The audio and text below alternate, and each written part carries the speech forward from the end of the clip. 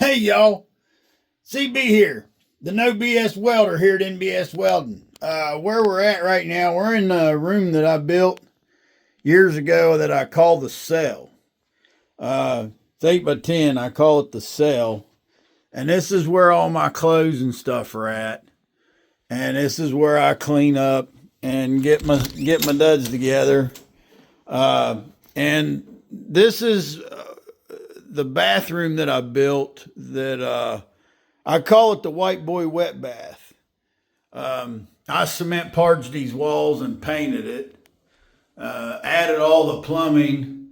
When I bought this building, one of the things I noticed, it had men's and women's bathrooms, and there was a drain in the floor, which was just a concrete floor. I've laid tile since then. The tile is a lot nicer.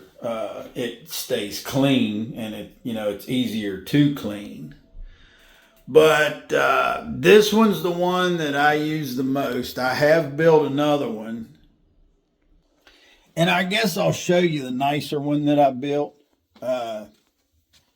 While we can take a second to do that, let me turn this light on. There's Dune Buggy. Hey, Dune. None of these walls were here when I got the place.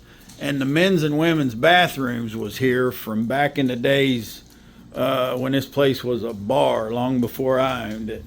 But I built, the way it had the men's and women's bathrooms and the drains in the floor, I built these wet baths. And this one's a little nicer. I put the penny tile on the floor. And this tile is actually porcelain. It's a little better, higher grade tile than the ceramic tile that's in the floor in the other one. And the shower in this one comes out on the side. And I put the water handle is clear down here.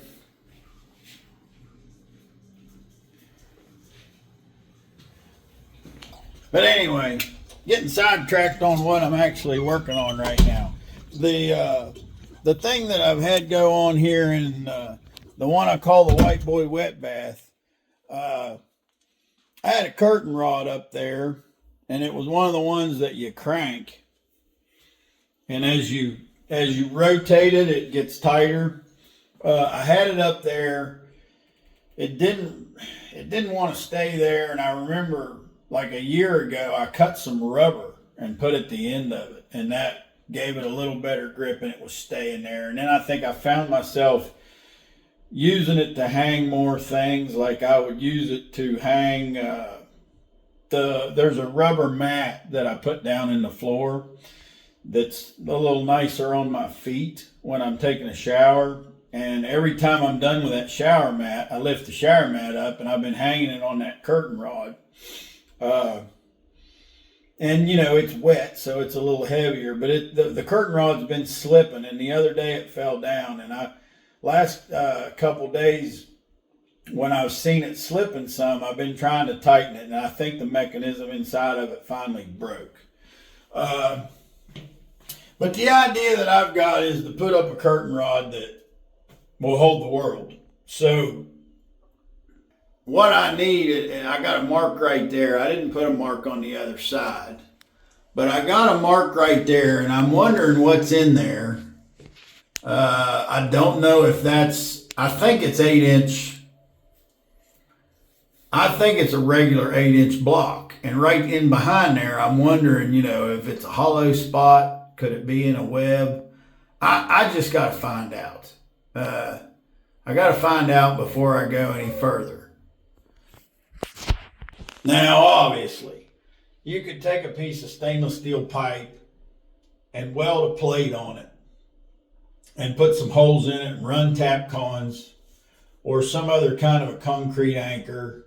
I'm not wanting to do that. The area in behind the plate, I guess you could seal it with silicone or something, but it's always going to be wet. There'd be a damp place back there. I just don't like that idea. I want to explore some other way of doing it. And I've got the idea in my mind of having a stainless steel pipe that actually goes into that wall. Like, really, if you were building the wall, knowing that there was going to be a rod there, that's probably how you would do it. You'd put the stainless steel pipe right in the wall. Now, we're not building the wall. We don't have the option to do that. But is there a way that I could get the pipe into the wall? First thing I want to do, I got stainless steel pipe. I think it's a 1-inch pipe. That would be 1 3/8 inch outside diameter. I'm going to bore a 1 3/8 inch diameter hole right there where I got that mark with a diamond drill bit, hole cutter, diamond hole cutter. That'll be step one. I want to see if that's solid, if there's hollow in behind there or what.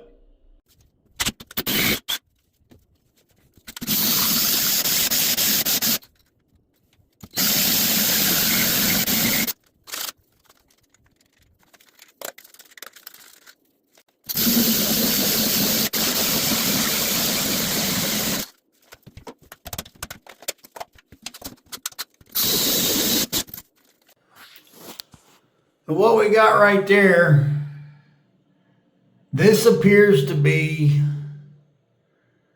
I think, the same old terracotta type of brick that the whole building's built out of, because it's red.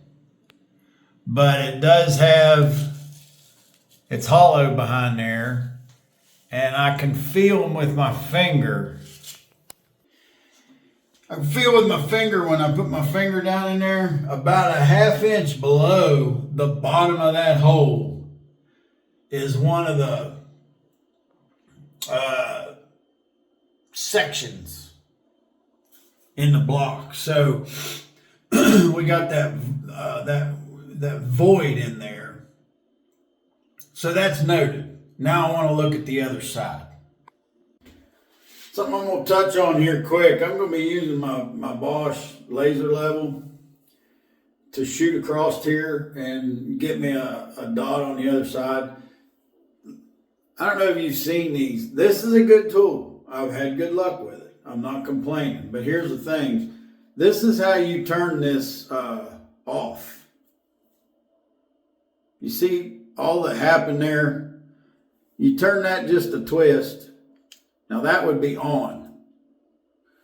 Okay, here's what I learned about this when I got it real quick. You turn this thing off, put it back in the case and put it in your toolbox. And the next time you go to get it, it's dead.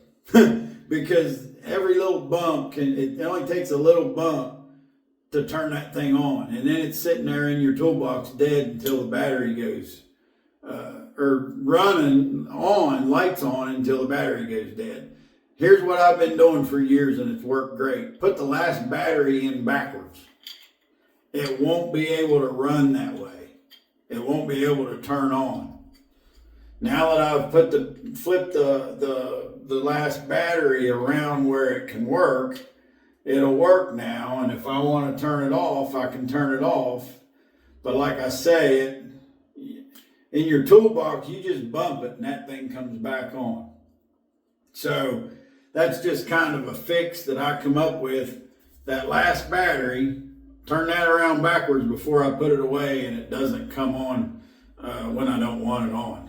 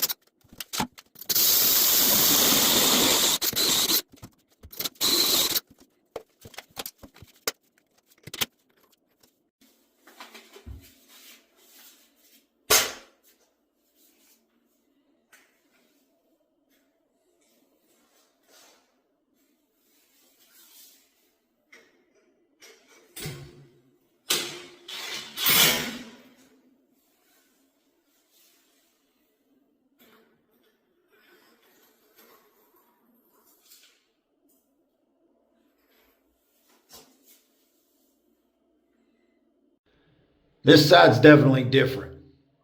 I was able to drill in as far as the hole saw would go, which is about 2 inches. And it's all solid.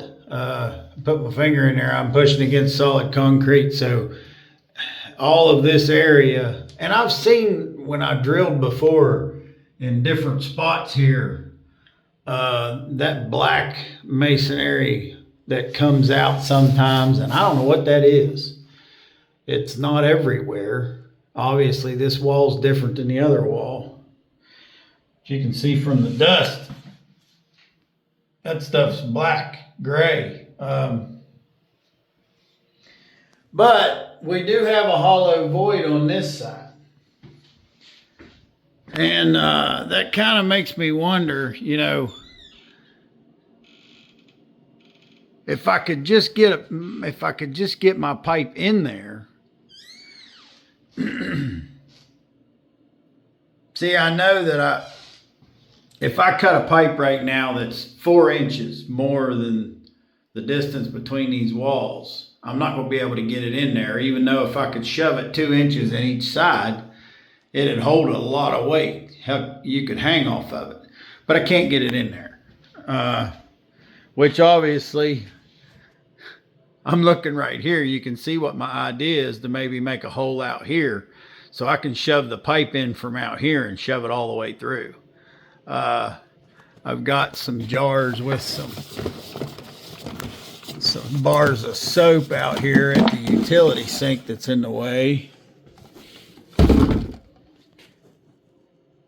I'm going to bore clear through there.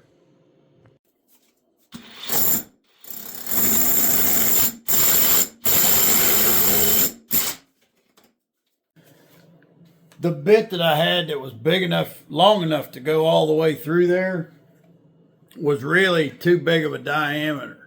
I would have liked to have had a smaller one, but none of my smaller bits were long enough to reach through there. So I drilled a bigger hole.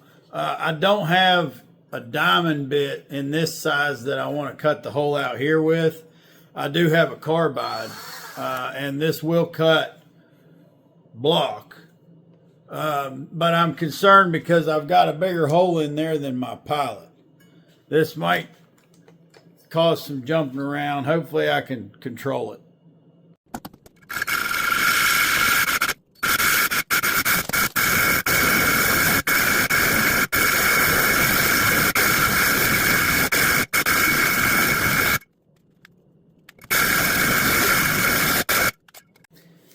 That carbide's doing all right, and it started in there pretty decent. I notice it's struggling, and I don't want to sit there and beat on it and get it hot.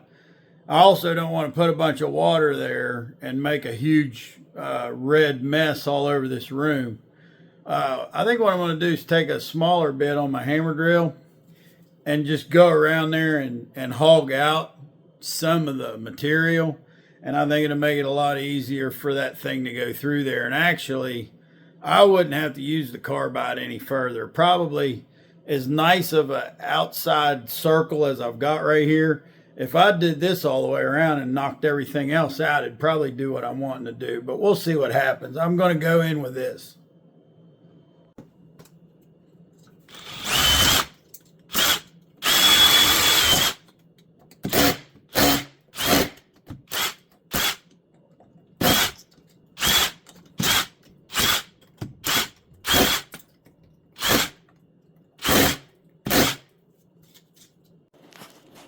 Ran that pipe through there. I decided on the length of the pipe based on the way I've got it right there. This door will open pretty much as far as it'll go. Can't go any farther than that without hitting the sink, really. But the door will open pretty much far as it'll go. And we're not perfectly centered right there. That's not a huge deal. The pipe needs cleaned up. I have ran the shop vac and got rid of all the dust from all the drilling. But I really like how it's looking in there. I'll take the burnishing tool and clean up this stainless pipe. In this end right here, I think I'll just silicone. I'll pump some actually painter's caulk probably. I'll pump some painter's caulking in there before I jam the pipe in it. And in this other end, I might painter's caulk around it right here, but in this end, I think I'm gonna put some marks on this, and I'll weld a piece of steel onto that pipe, like a rebar. And I'll fill this void right here full of rapid set, some rapid set cement all or something, and lock it in there. And I know it's tempting to cap the end of that, but I'm thinking like down the road how I may want to hang some stuff or have some other options. And one of the things about pipe, see, that's a 1-inch pipe. This is a 3/4 inch pipe. And pipes fit in pipes really well.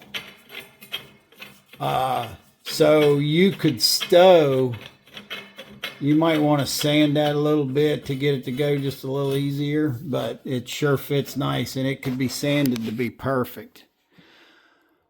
But you may want to stow a 3/4 inch pipe inside of that 1-inch pipe that you can pull out here when you got some wet overalls or something that you want to hang up.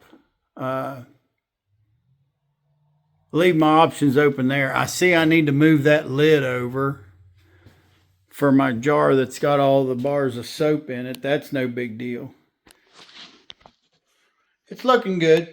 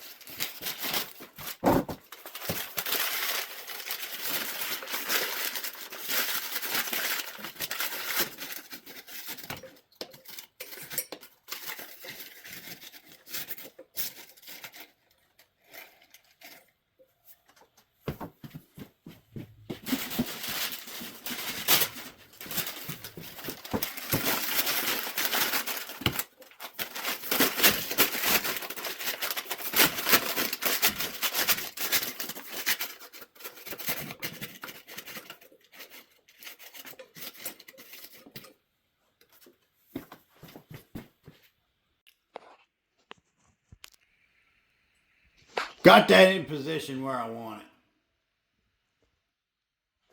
Here on the inside, I went ahead with the painter's caulking and went around it. That's good caulking. It does take a long time to dry. It's not expensive. If you need stuff like that dries really fast, you just need to pay some more money for it.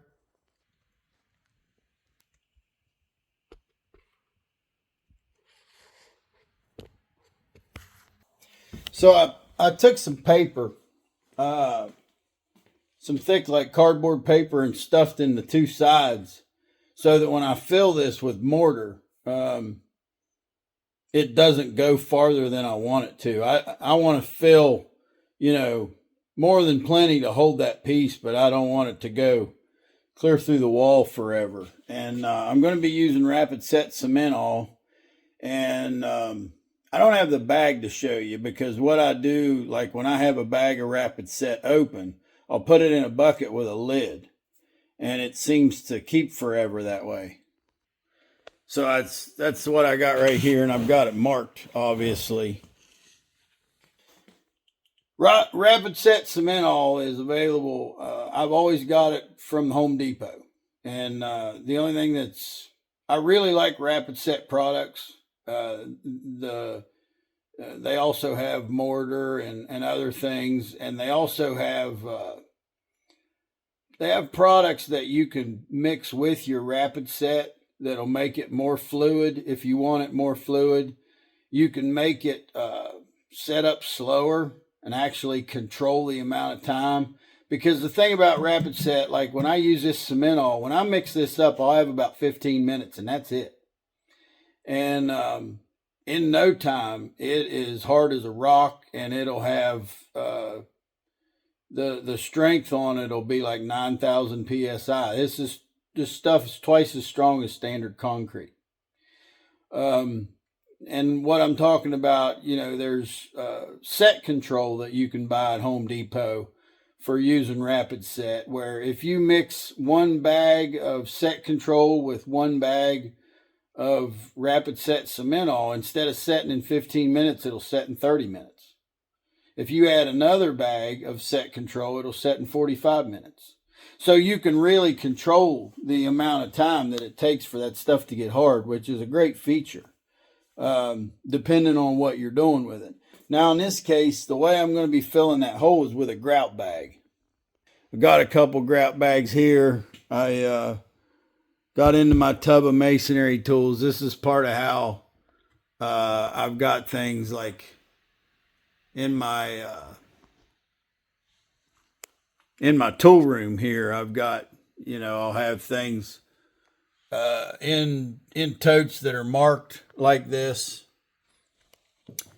But I got into my masonry tools and I got out. There's the reason I have two grout bags is there's one like I'm going to be using right now that's got a big hole, and that's going to allow me to squish a lot of the product out. Now, if you're grouting tile, or you're just applying grout in a very small place, you're going to want one with a little hole. And obviously, all this is one of those that's been cut off. You can cut that off wherever you need to. I've got a small trowel here, and this is something. This comes in more. The radius of this matches a 5-gallon bucket. We're not going to be using a 5-gallon bucket, but I probably don't need it. I just got it out because if you're getting ready to do something with cement and it's your first time and you're going to be mixing it in a bucket, some people don't know these are available, but these scoops with the bucket shape, in a 5-gallon bucket, you can reach clear to the bottom and get all of that stuff out. And I think these are great. And so if you don't know those exist, you need to.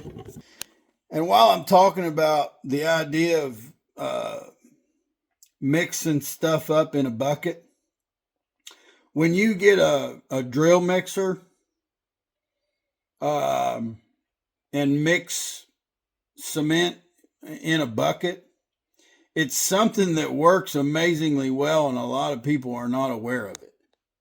Like I've actually worked with guys who have worked in construction for years, and we needed some concrete mixed up, and they said, well, I'll get a wheelbarrow. I'm like, I hate mixing that with a rake. Let's just do it with a bucket.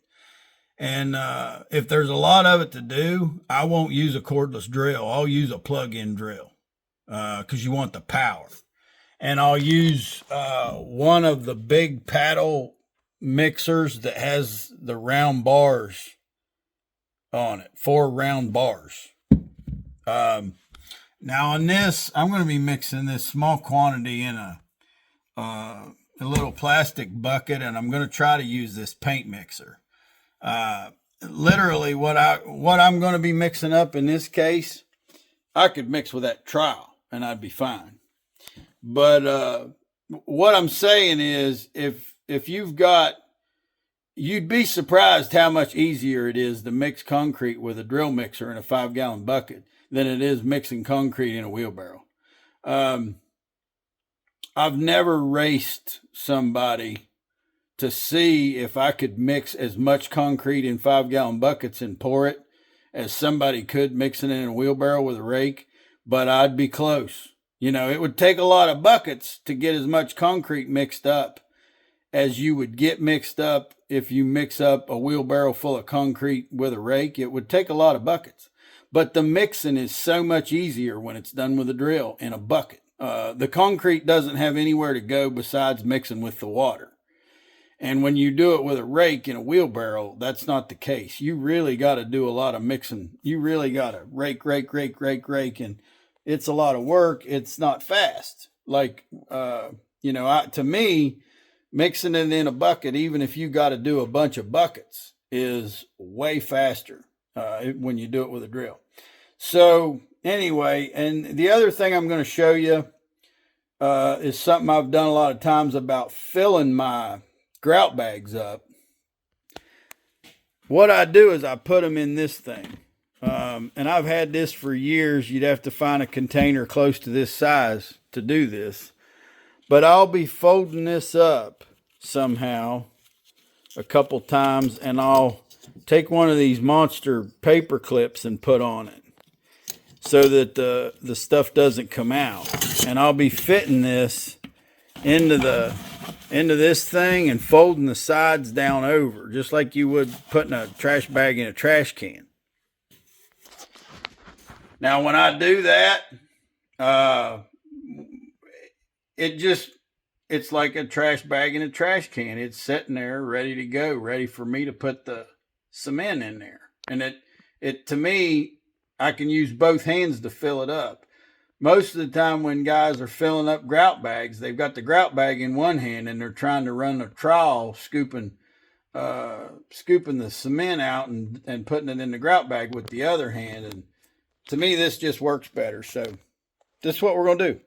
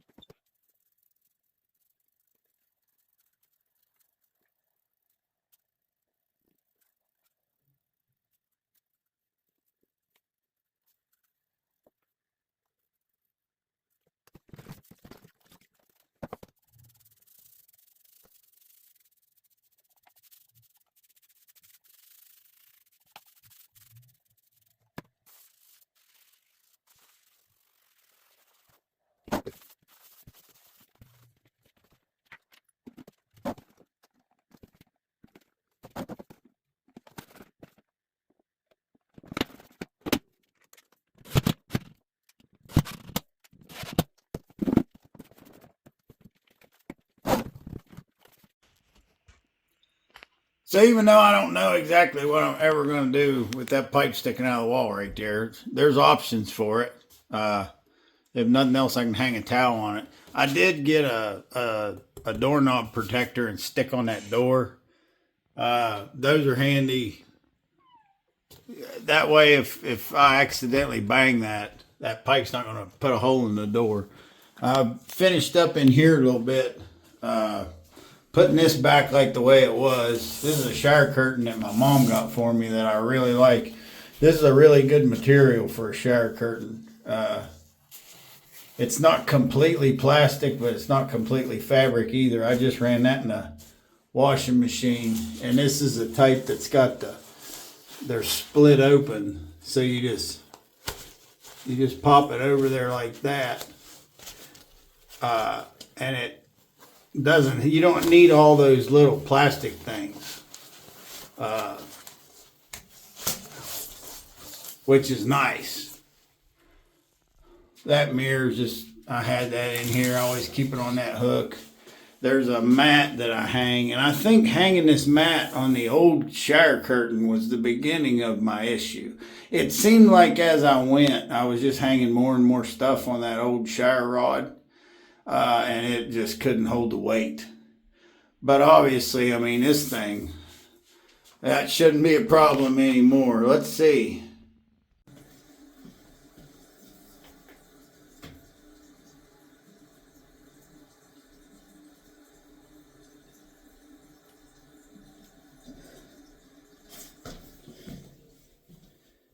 I'm 170. So I feel like we got a shower curtain that I can do chin-ups on. It's probably going to hold all the weight it'll ever need to hold to be a good shower curtain. I'd say that's a done deal. Since we're in here, I want to show you a few other things just for the heck of it about this, because it's all homemade hillbilly stuff. I built this shower too. So this is a shower without there's no shower faucet. There's a cold water line that comes through the wall right here. There's a hot water line that comes through the wall right here. And I put together this 1/2-inch copper plumbing. I have a shower head connected here, and the restrictor in here is completely removed.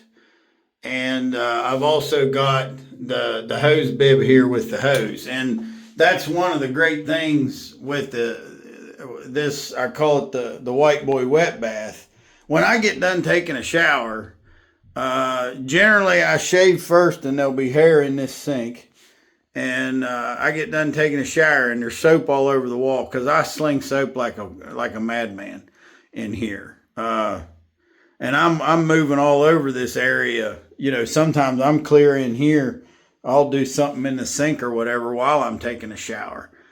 So I've got soap slopped everywhere. But when I get done, I take that hose and I hose this whole place down. And that's one of the really nice things. I'll hose the sink out. I'll hose the soap off the walls. I hose the toilet down. I spray it all and send it down the drain. Pretty nice to be able to do that. And another thing about that, I don't use a lot of chemicals to clean that shower. And I just haven't needed to. And of course, I don't know how, we don't really have to worry about it too much, I guess, as far as sanitation, because I'm really the only one that uses it. It's not like it's public, you know, a bunch of people taking a shower in there. But I think the reason it stays fairly clean is because, you know, when you're taking a shower in there, you're really steaming everything up. And steam softens all the yuck. So if you're hosing it out while it's still pretty steamy like that, most of the filth is getting rinsed away, you know, when I hose it out every time. Now, I'm in the break room now, and where I'm at is actually on the back side of where the shower is, so I can show you what I got rigged up here. Here in one of the break room, in this break room closet, it's just kind of a broom closet here, but this is where the water lines are coming into my shower. And you guys that know about plumbing are probably going to recognize I've got 1-inch PEX pipe running all the way to right here. It goes to 3/4 for a little bit, and then it goes to half. These 1-inch PEX pipes go all the way to the source from the pressure tank and the water heater. It is not branched off of the other plumbing like the other stuff is. There's a couple lines right here, 1/2-inch lines that run down and actually go to the dishwasher right here. And there's a manifold up in there that I made that runs water to a bunch of other stuff. But all the other stuff in this place, you know, your dishwasher, the laundry, and even the plumbing going upstairs, it's all branched off and ran through 1/2 inch pipe. And the big deal about that is when I'm in there taking a shower, I'm not affected by other things that run water. Like I might be able to tell if something kicks on, if somebody turns a washing machine on or something, I might be able to tell it happened. But as far as getting froze or scalded or it ruining my shower, it doesn't happen. It doesn't. If somebody flushes a toilet or turns on the dishwasher, turns on a washing machine or a sink, it just doesn't affect my shower enough to bother me at all, because I've got the bulk of the volume going through those 1-inch lines directly from the source. That's going to take precedent on getting the water. So that's been a really nice feature of it. And another thing is having those big lines, having those the big water lines and no restrictor in the shower head. This shower will pound you. You know, if you got a long day and that back's sore and you want to crank up that hot water and let that thing beat you in the back. And we have free well water here with a well you can't pump dry. So, you know, if I feel like standing in there for 40 minutes and letting that beat on my back, that's what I'll do. It's kind of like, to me, a shower like this is one of the things in life that, you know, you should enjoy, and not take for granted, because something simple that you enjoy, those are the greatest things. You know, if you got to go out and spend $1 million to have a good time, then you got a problem as far as I'm concerned. There's something matter with you. But what I'm saying about the way the water comes out, of the volume of water that'll come out of this shower, it'll blow your mind. It's actually, I could flood the place, literally. If you didn't have the, if you didn't have the shower curtain or whatever, and you didn't watch what you were doing, you could turn that on, and that thing, if the shower head was pointing out, it could shoot water clear into the cell. I'll show you. I'm going to turn the water on. Let's see. Flip you around.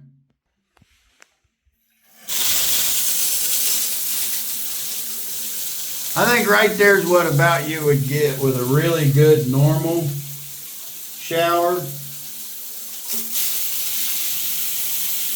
And that's wide open on this one. And you can see I'm shooting water clear out there into the cell. It's about to go into the bedroom right now. It's about to go into that cell bedroom right now.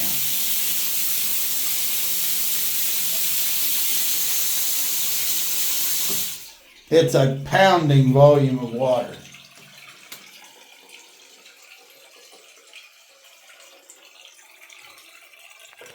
Now, of course, when I'm in here and I've got my back against it and it's bouncing back into the shower, I don't have any problem. And of course, if you shut the shower curtain, that'll stop a lot of it from blasting way in where you don't want it. But I think that's pretty much it for the shower curtain job. If you got any sexy ideas other than just like hanging a towel on this pipe, let me know in the comments if there's something that you think of that I could do right there in my utility area. I mean, this is normally where I come out of the shop and wash my hands before I do anything, but I don't know exactly what I'm doing by leaving this pipe sticking out of the wall like this. Like I said, a piece of 3/4 pipe will go in it and there's just whatever. But if you got any suggestions, hey, I'm all ears. I'm all up for it. So leave me a suggestion there in the comments what you think I ought to do with that. And I want to thank you for watching. And remember, like I always say, y'all learn how to work with what you got. That way you always have everything you need. Hey y'all, CB here at NBS Welding. We're in the break room doing a quick merch video. For any of you that are interested in merchandise to help support the channel, we got the stickers. Small size sticker, like a hard hat size. $3. Got the bull logo, NBS Welding, got the name and phone number. The medium size, $5. And then the big bumper sticker, $10. Now, there's no shipping on the stickers. We can put these in an envelope. It's pretty simple, no problem. Next thing is the shirts. We did have some trouble with the shirt order. We just got proof that they fixed the problem they had, and they sent us the proof. So this is, they got it right where the NBS Welding logo is on the chest, then the great big NBS Welding on the back, with the American flag on the sleeve, the way we like it. $25 for an NBS Welding shirt. These will be here, supposed to be here September 5th, so we're taking orders. Got a couple orders already. Wayne and Mike, you guys, you're going to be getting your shirt. It's coming. Next thing I want to talk about the cup. My buddy tried to make these cups, and I wanted the QR code on the cup, and he couldn't figure out how to make it work. He made me cups. The QR code wouldn't scan. He said he didn't. He finally gave up. He wanted to give me my money back. I said, no, not all of it. We're going to share the responsibility. Anyway, he gave me a portion of my money back. I gave him enough money to cover what he spent, but I continued to work on it, and I got it worked out. I don't think my cups are as nice as his, but they work.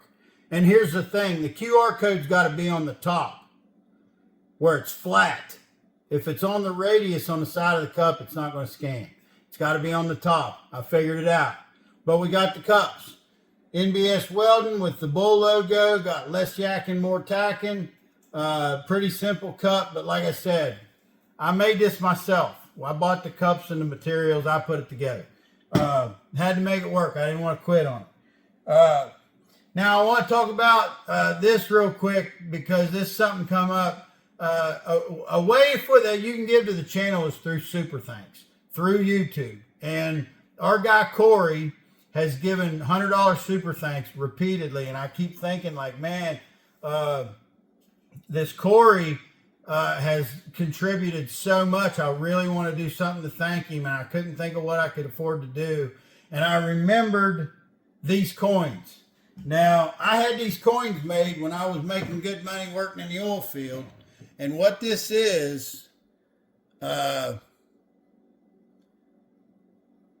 is 1 troy ounce of 0.999 fine silver. It says NBS Welding. It's got the name and phone number and the designation 0.999 fine silver. So this is an ounce of pure silver. And if you turn it over, it's got the bull logo on the back. This coin, I'm sending this to Corey to thank him for all the super thanks that he's given. There's one thing that is, there's 2 things about super thanks. It's super easy for you guys to contribute to a YouTube channel through super thanks because you can go on your device and you can hit super thanks and boom, it's quick. It's easy for you to do. The problem with super thanks is YouTube gets 30% of that money. So out of a $10 super thanks, you're giving YouTube $3. But it's kind of like that with the merch too. If a shirt's $25, we have to buy the shirt. So I have to put money in, there's money going somewhere. Anyway, this idea came up to give Corey a coin. And it's got a real nice little plastic case. I'll show you. I just put it back in the case. That keeps them from getting fingerprints all over it. Here's the thing.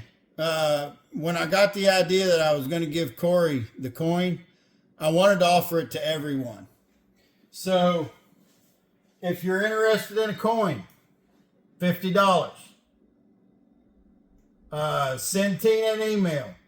nbswelding@aol.com. And thank y'all.